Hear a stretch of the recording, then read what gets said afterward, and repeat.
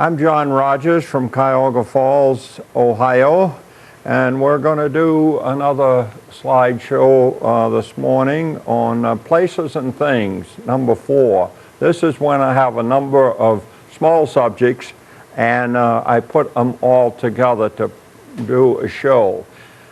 And when I'm doing these, as I go from subject to subject, you will see a map and a red arrow, and that is the location of where I'm talking.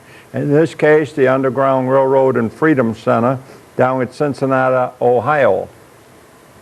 It's just up, this is a picture of it, and it's just up from the Ohio River within sight of Kentucky, which was a slave state. And this is how it looks like from the front, and I will later show you a picture of the river from there. And this is the famous Roebling Bridge going across the Ohio River, and across the way again is Kentucky. Inside the center, well, one more shot. I'm on the river. I'm on a boat on the river looking back up on the Ohio side, and that is the Freedom Center, the Underground Railroad Freedom Center. Inside, this is the largest artifacts they have, and yes, it is an artifact because this is a slave pen. It was found down in Germantown, Kentucky, or out in the field there, and it was brought in pieces here and put back together.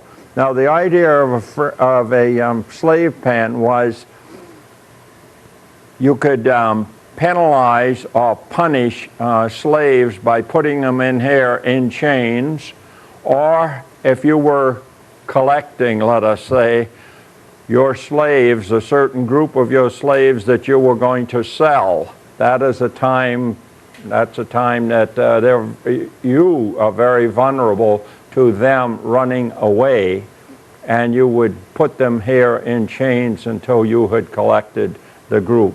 So this is a slave pen. I personally had never seen one before. I didn't even know they existed. Now I want to read you what is on this just outside the slave pen. I'll show you this, and then I'm going to back up so you can see the pen while I read about it. And this was written by Carl Westmoreland, and he is a historian and curator of this slave pen. That writing: the place where the enslaved were held, in the field in Germantown, Kentucky, is holy ground. The first names of the slave pen inmates left to us a public record that hides their real identities. This list is a memorial to the journey of the people who were held here. The Maryland, Carolina, Virginia, millions. This building in which they were chained bears witness to their coming, to their going. And here is one that is speaking from inside the pen. Tell my mother to pray for me. Tell my wife don't cry. Tell my girl be brave for me. Tell my son become a man for me and pass on my name. Tell the historian. Tell the ugly truth of why they brought us here. Tell the rulers of this land, don't let it happen again. And back to what I was just reading, and then we will go on in and see a little inside of the Freedom Center. This is a sculpture. It is a man running away, and as a matter of fact, it is called The Runaway. Now, I'm going to take you out into Ohio at various places here, and I'm going to take you into my own home and show you some documents that I have that apply to this whole thing. But this is a railroad sculpture at Oberlin, an underground railroad sculpture. You can see in the background the lilacs were blooming. And I looked at this thing and I thought, gee, what does that say? But here's what it says. Here is the Underground Railroad coming out into the free air, going out into the free air, and the free air is freedom. I'll show you this again in a moment. Now, I told you I was going to interject a few things, and this is a bill of sale on slaves. It's the whole there. That is the whole thing. This was at Charleston, South Carolina. And here is the close-up. And the close-up is a Negro woman named Mary and her two children, Henry and Amanda, warranted sound. And here is a slave medal, it is known as, and that hung around the neck of the slave. In this particular case, it was a servant, and I can't tell you, I have no way of checking to see if that was the Mary in that bill of sale. And here's a front page of a paper. This was Columbia, South Carolina, dated July the 2nd, 1864. Incidentally, all these are original. And here is a runaway. And here is something else that ran away, cattle, and there's a $15 award on recovering it. And then here, if you will look over in this little portion and this little portion, you will see a list of slaves who will be sold at auction at the given date. That Columbia, South Carolina paper was dated July the 2nd, 1864. I have to embed that in my memory, 1864. Now, back in the center, they have done a number of things down in the center. Some of them are original today, and many of them are old. And these are two tapestry quilts. This first one depicts a journey and one day in 2004. And then I take you over to the center's brochure. I'll come back to that other tapestry in a moment. Over to the center's brochure, because I couldn't get any pictures like this on my own there. This is a man and children at the slave pen. And here is a man and a boy examining a wheel within the center. And then from postcards that I bought at the center. This is George Washington Carver. He was born in 1864, that same date of that newspaper. He was a chemist and a teacher. And he was the one, yes, who learned how to use peanuts and sweet potatoes and soybeans, and he got everything he could out of them. And here these are still postcards. This is these are freed slaves at a cotton mill in 1862 in the South. Northern forces has occupied the plantation, so these slaves were considered free. And then a real favorite of mine. This is Harriet Tubman. Now, Harriet is this one over here. With slaves she had led to freedom. See, Harriet Tubman lived over in the Tidewater area. She was a slave over there. She escaped to freedom into Pennsylvania in 1849, but she came back because she knew the route, and she led 300 people out of slavery, including her family. And then I took that picture of Harriet and an earlier one from a bookmark that I have to show. This was when she was really active, and here she is, the wonderful Harriet Tubman, and she was considered the Moses of her people. Wonderful person. Now, and then the exhibit within the center, this one features Lincoln. And Lincoln and the end of the Civil War. That is Lincoln as a candidate. This is Lincoln having to do with the Emancipation Proclamation, which was issued right after the Antietam battle up in Maryland. And then this is the signing of the surrender at Appomattox Courthouse in the McLean House in Virginia. Now, I can't show you anything of it, but if you go there, and I hope you do, go and look at a show called Brothers of the Borderland. It's narrated by Oprah Winfrey, and it is very, very good. And now I wanted to show you the close-up of a name on a slave bill of sale. This particular one is a Negro woman, Betty, warranted sound. But look on the line underneath, to have and to hold, together with her future issue and increase. In other words, babies not even conceived will nevertheless be born into slavery. And they will not belong to the female slave Betty, they will belong to Mr. Dawson.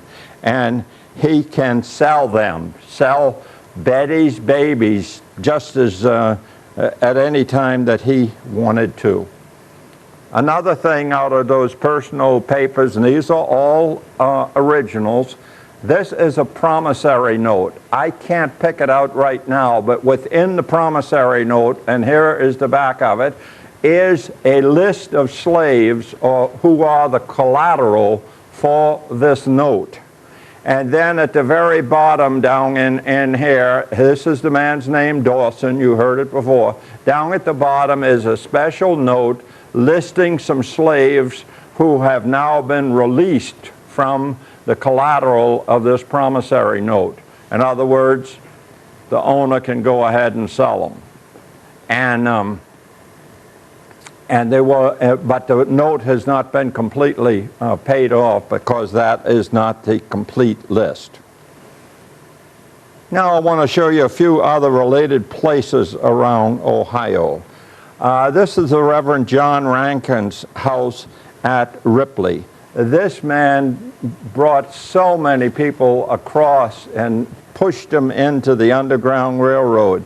This is the house up on the hill, and then this is a little corner of the house, and that is the great Ohio River there with the slave state Kentucky across the way. This is a house at Piatt Castles at West Liberty in Ohio. It's now a little country store, and you can buy all kind of craft things and it's a neat little store. And the Piatt Castles get their names from two brothers who were born in this house, who built these things. Now this lady had a problem. Her husband was a judge, and when he left for Cincinnati, I believe it was, she would put out a flag, and that would indicate that the Underground Railroad was operating. She could not tell her husband because he was a judge, and he would be compelled to do something about it. And over at Navarre, still in Ohio, is this building. You pass it right on Route 62, and this was a stopping place on the Underground Railroad. These people can show you exactly where the slaves were held to protect them before they were passed on the Underground Railroad. Now, in the northeast corner of Massillon, I think it's outside the limits, but it's right by a field there, is Spring Hill. And this also was on the Underground Railroad. Now, I have been in all of these homes. And I thought, since I am from the Akron area, Cuyahoga Falls, that I should show you the John Brown house. Which is associated with the Summit County Historical Society. Now, the house wasn't exactly like this. It wasn't this big or anything, but John Brown, the abolitionist, lived in this house and worked with sheep for Simon Perkins.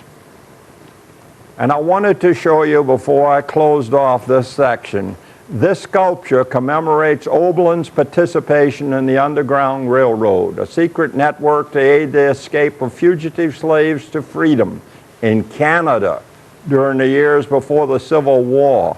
I won't tell you anything more about it, but notice I said in Canada, because in 1850, one of the worst laws ever passed by Congress, the Fugitive Slave Act, came into existence, and then you were no longer safe when you had crossed the Ohio River into Ohio. You had to get all through Ohio and over into Canada before you consider yourself safe.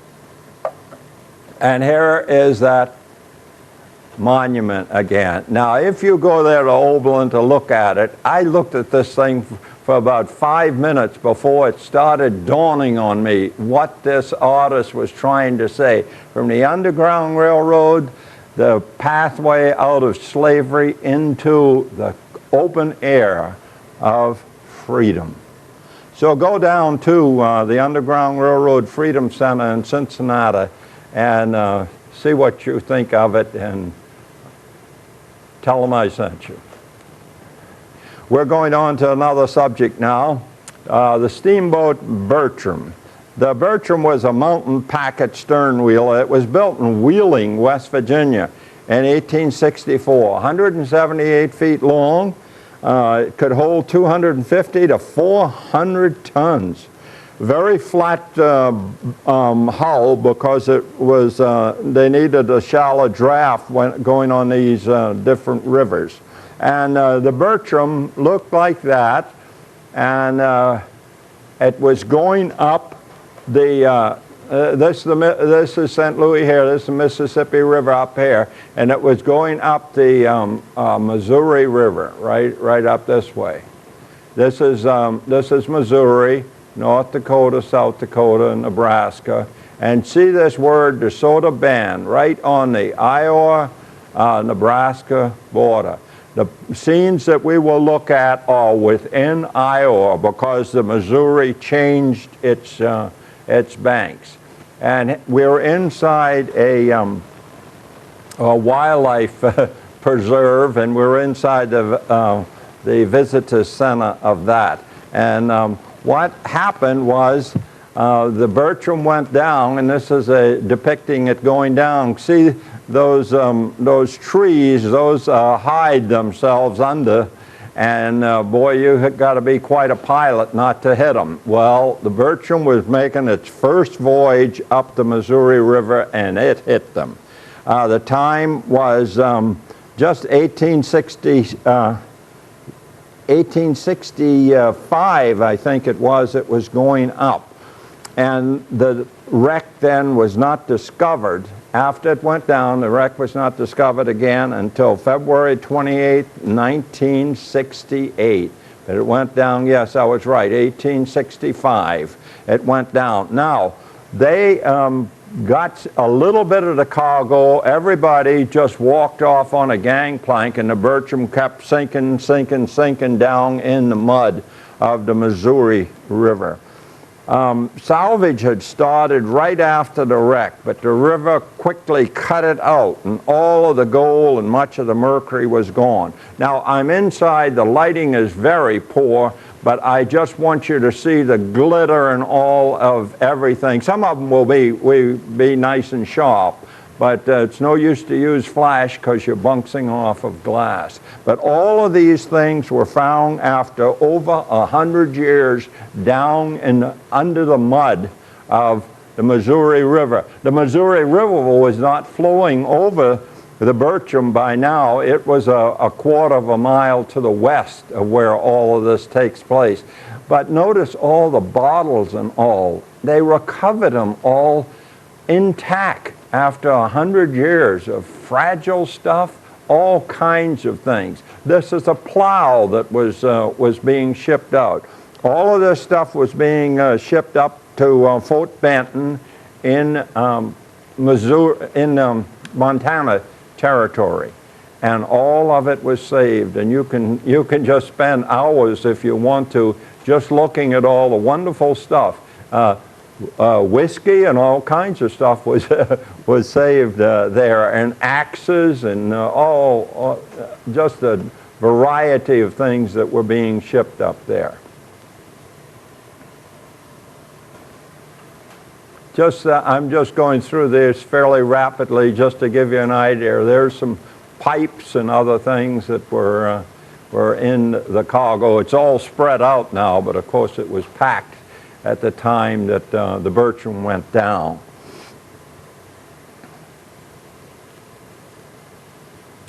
They say that there are 200,000 artifacts recovered from there, and most of them are on display in the visitor center, and that is a model of the Bertram. It went down in just 12 feet of water, and it is now sitting in what is the DeSoto National Wildlife Refuge, just off Route 30. That's the Lincoln Highway in extreme western Iowa. These are some of the plaques that are out where it went down, showing the change of the river. It's a 7,800 acres of floodplain, and it's noted now for snow geese and ducks. And here is where the river runs now, and here's where the Bertram went down. This is sort of one of those things that on the Mississippi they would call that an oxbow lake. And the Bertram sits right there. And here is the pond, and these mark the edges, because here's what happened. They brought it up, and they were getting all this stuff off of it, and they realized that it was falling apart. So they had to put it back down in the mud and put it and flood it with water. And when they figure out how to do it, it will still be there and they can raise it. But they have to preserve it. This has been done in different parts of the world, notably over in Stockholm in Sweden, to an old wooden warship. And it takes about 10 years to actually preserve it. Now, I don't know where the buoys changed, where they went to between that picture and this picture. This picture was just taken about a year ago. But way in the background here, you can see part of what I mentioned to you as an oxbow lake. And I didn't want you to leave the pond area and let you think that the beavers weren't at work. The beavers have cut down a number of trees all the way around the submerged Bertram. And that is the mighty Missouri River. It's flowing towards us as it makes its way on up into Montana. Okay, we're going to stay out west. We're going a little bit further west to the Battle of the Little Bighorn, the one known as Custer's Last Stand.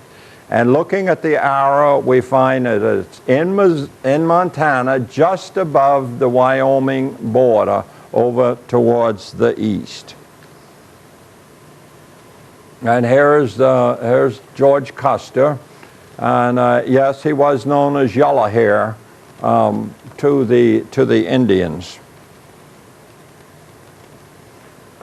Now, this is a map I photographed last September, right up there. This is the hill here where Custer's people went down and Custer died. And here is the Little Bighorn winding its way through here. When you look at the pictures at the scene, you will see you won't see the river, you will see the trees where the river is. And across on this side is where the encampment of Sioux and Cheyenne were. And it was a huge encampment. Now, when you hear me speak of Reno and Benteen, they will be back over in this area. But Custer will be already dead on the hill up here. Now, I'm up on the top of that hill looking down, and the trees in the background are along the Little Bighorn River.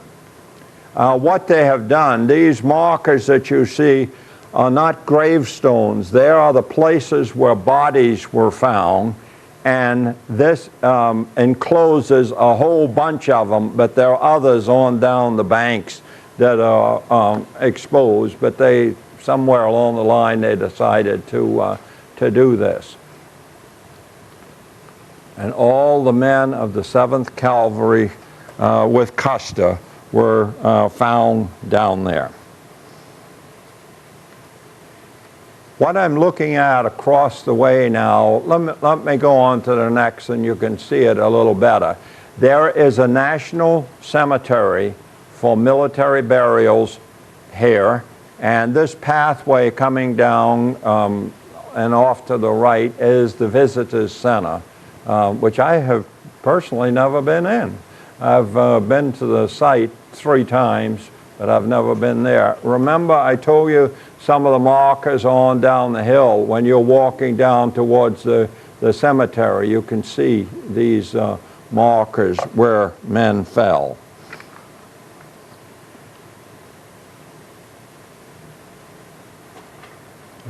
I'm way back now and looking off to the side, and you can see a whole bunch of those markers where men fell.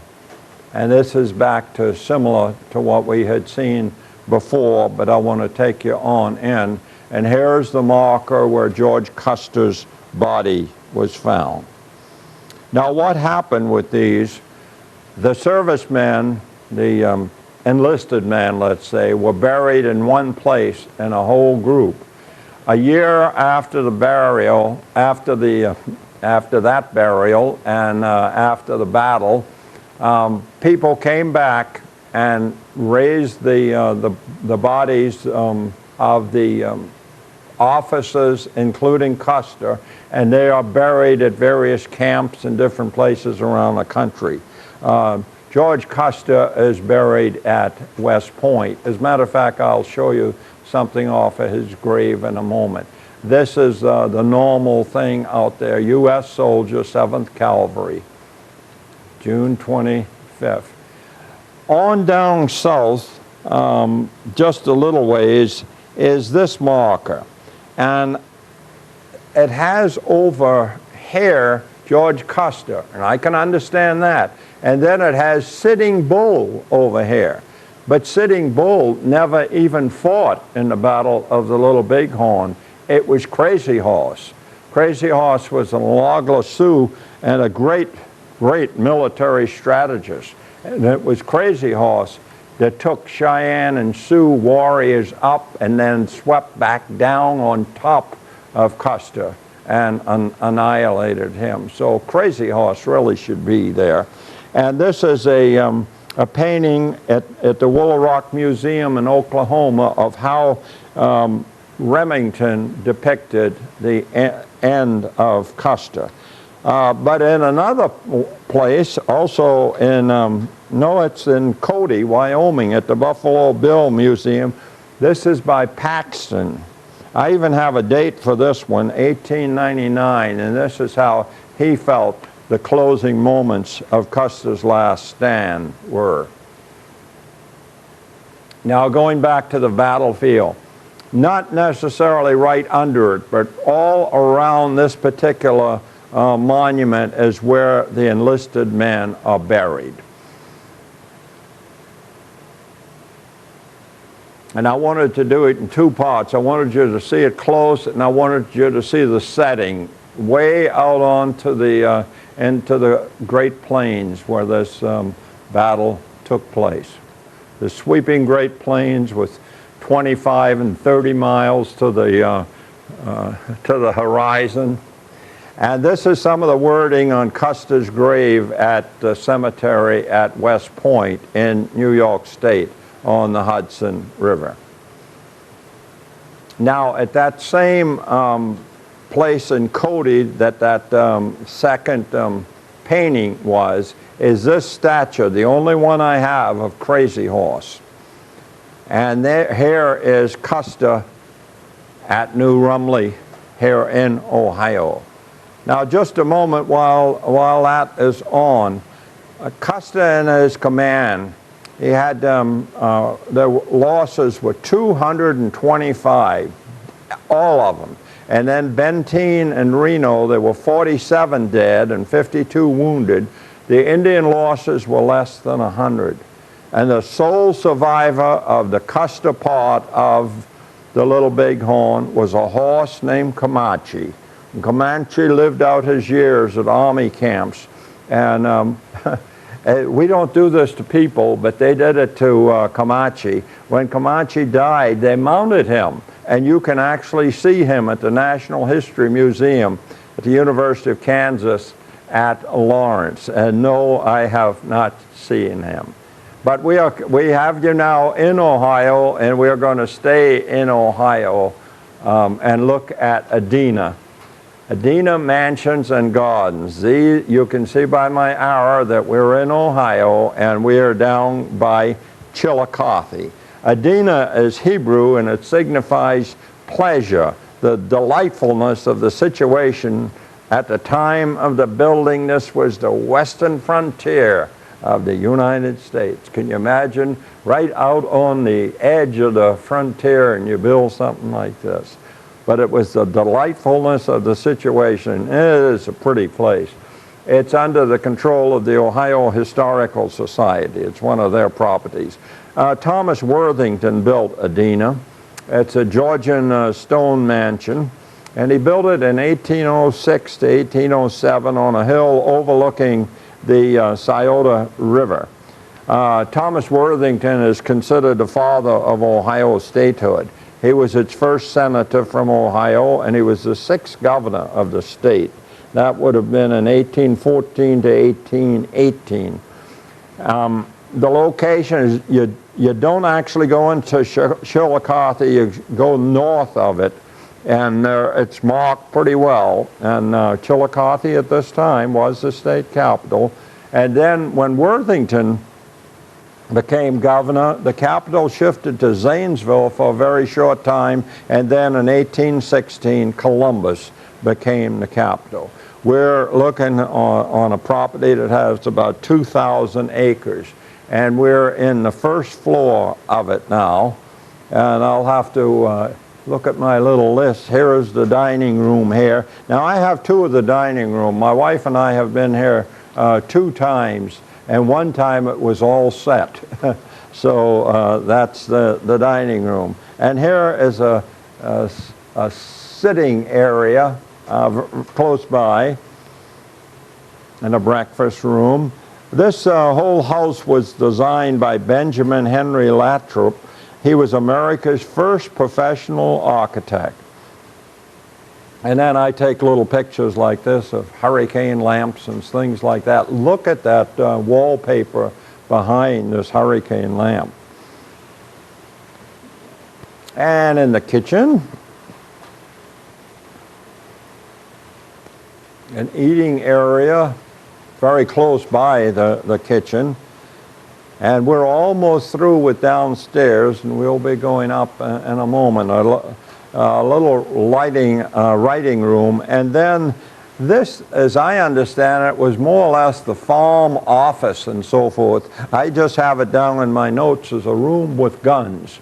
And now we will go upstairs, and you're going to see a lot of bedrooms.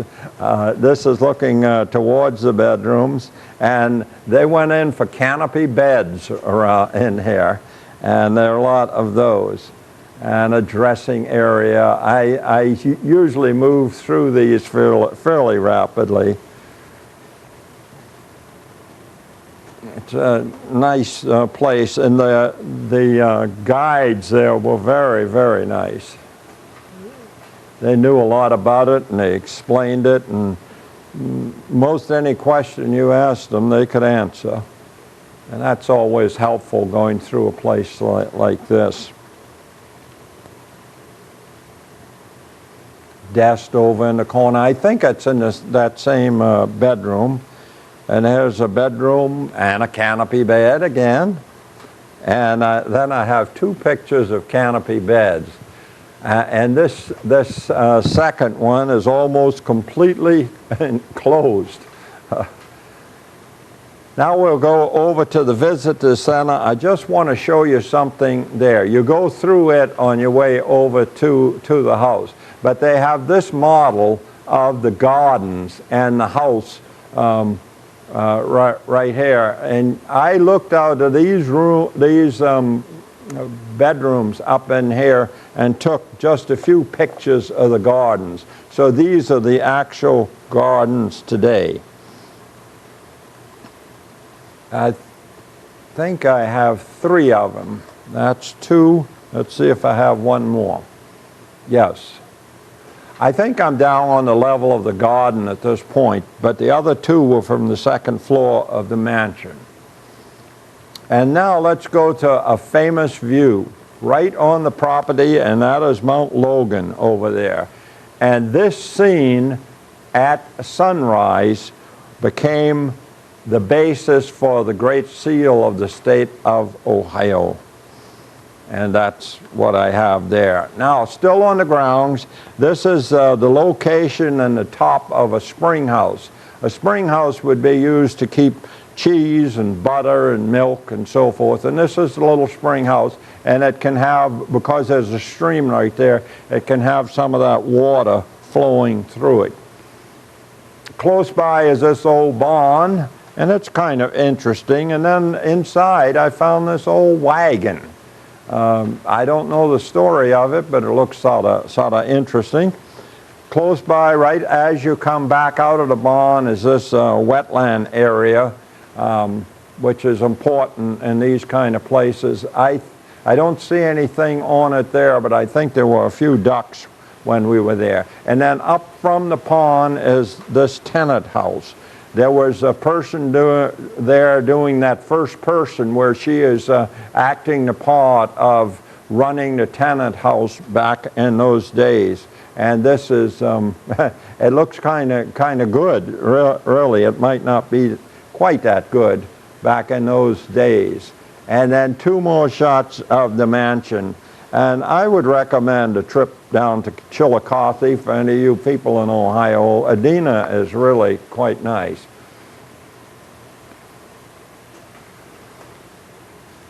Would you believe we're going to stay in Ohio for one more subject? And that is Denison, Ohio, the Railroad Center and World War II canteen.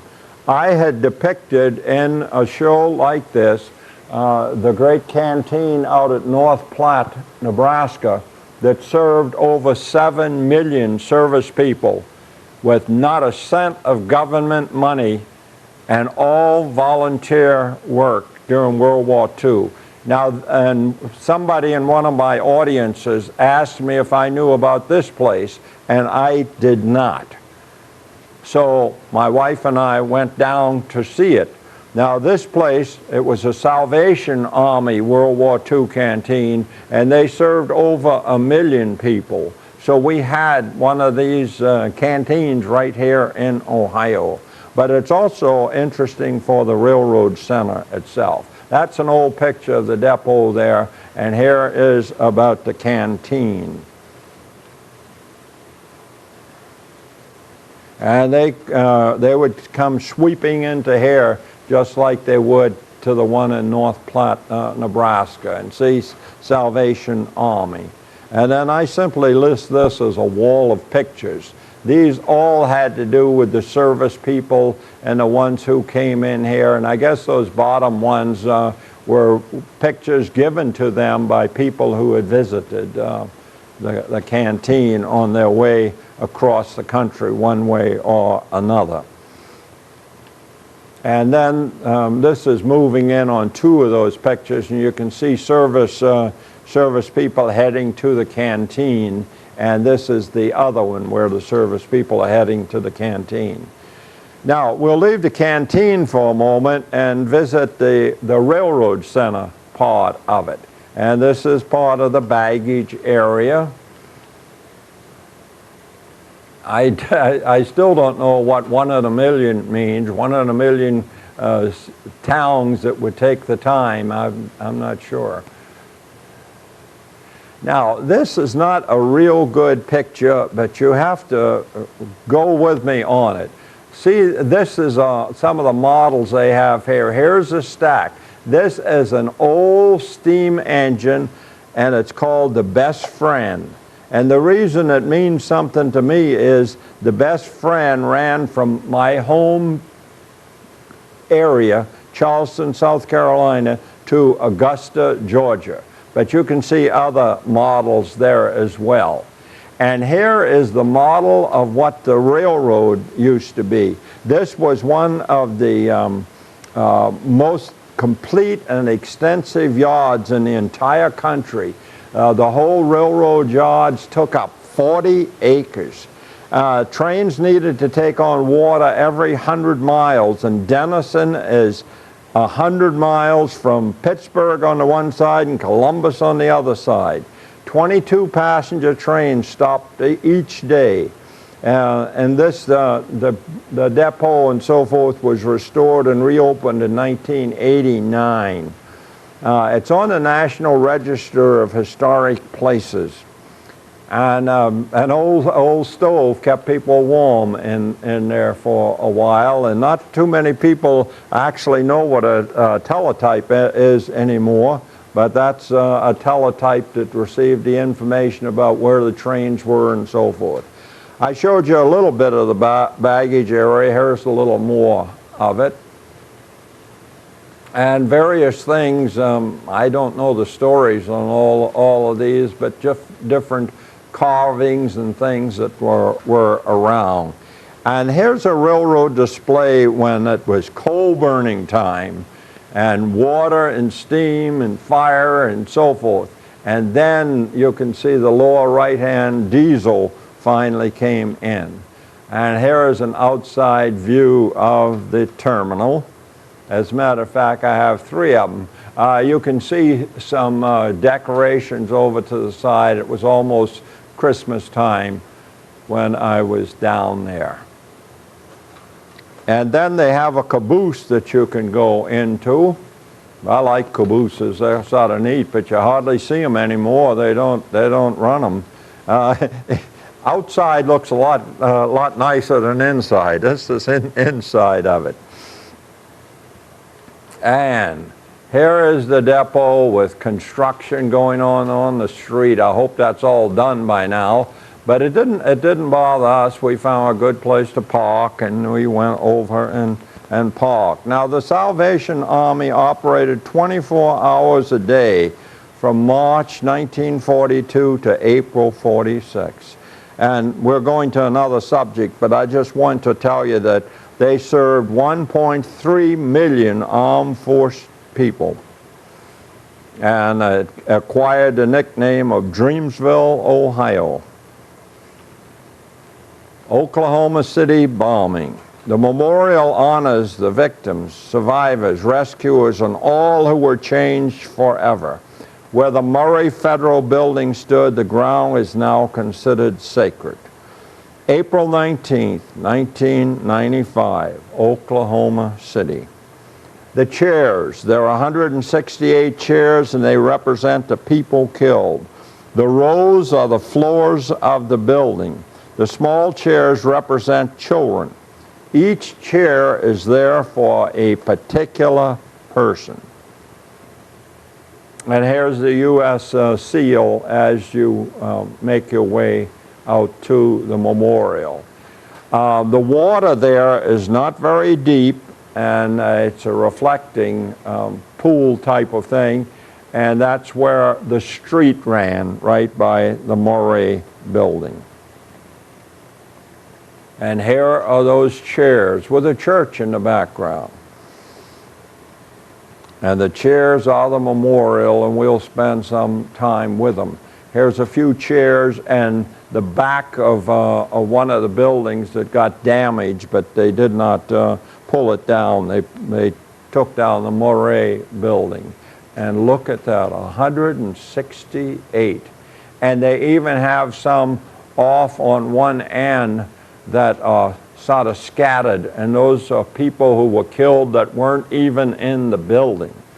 This old tree over here has a record too, because it survived the blast.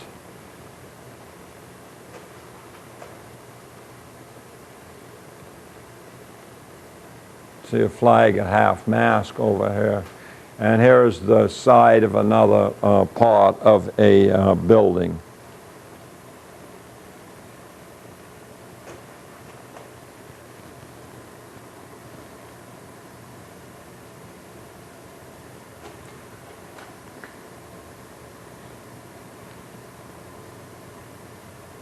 Now here is one of the chairs, a single chair, Cassandra K. Booker, and that will be lighted at night. And here's that old tree I was telling you about that survived. So it is a sort of a gathering place for all it went through.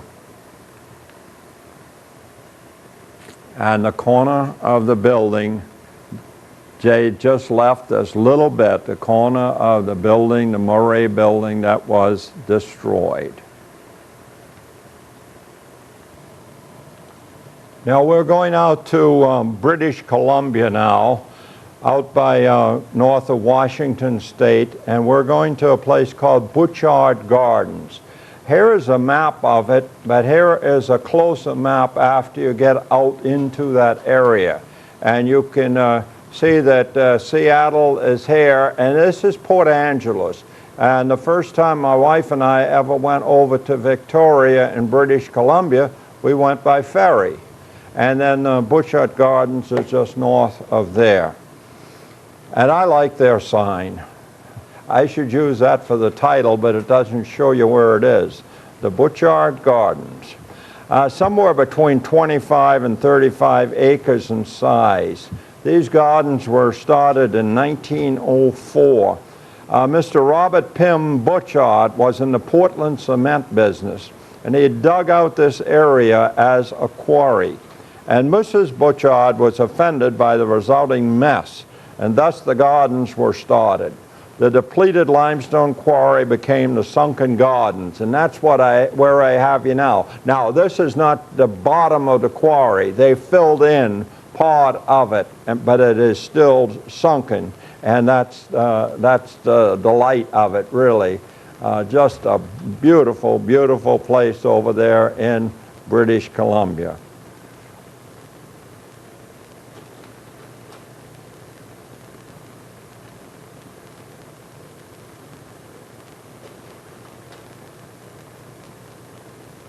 I don't really have to do too much talking on this. There's a pond down below, and here is some iris growing alongside that pond. And if you're not familiar with this plant, this is foxglove, and they grow it like it's almost weeds. Really neat.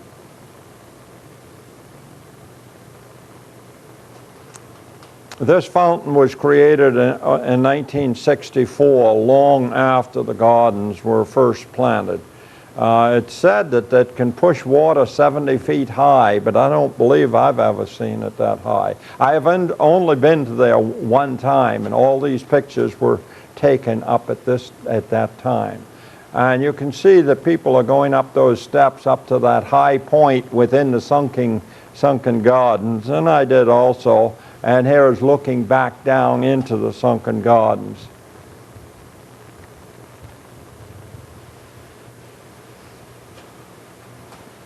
These are Sweet Williams. Now we're out of the sunken garden now. We're just going to other places. They have actually 4 different gardens: the sunken, the English rose, the Japanese, and the Italian. And we'll do a swing through all, but look at the gorgeous masses of flowers, all kinds. There's delphinium here among the roses. And then this is called an arborlane. And you can walk over towards the Japanese garden through that.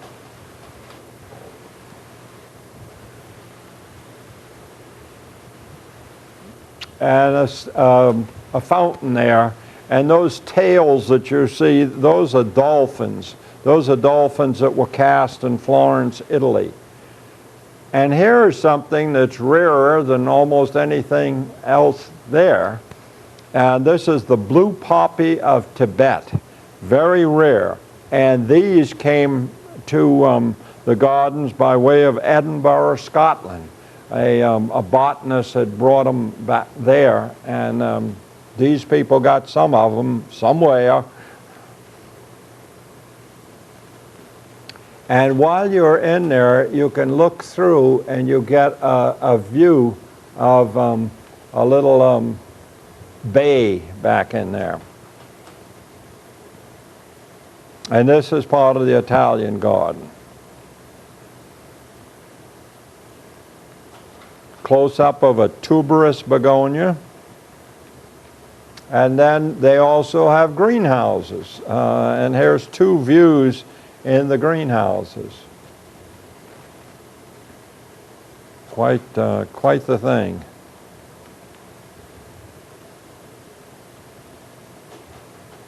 I'm back outside now on the Yellow Rose, and we had come with a group, and so I was the last one to get on the bus, and I just had to take this picture with a bee into the foxglove bloom.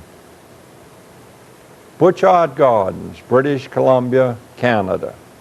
Now we're going to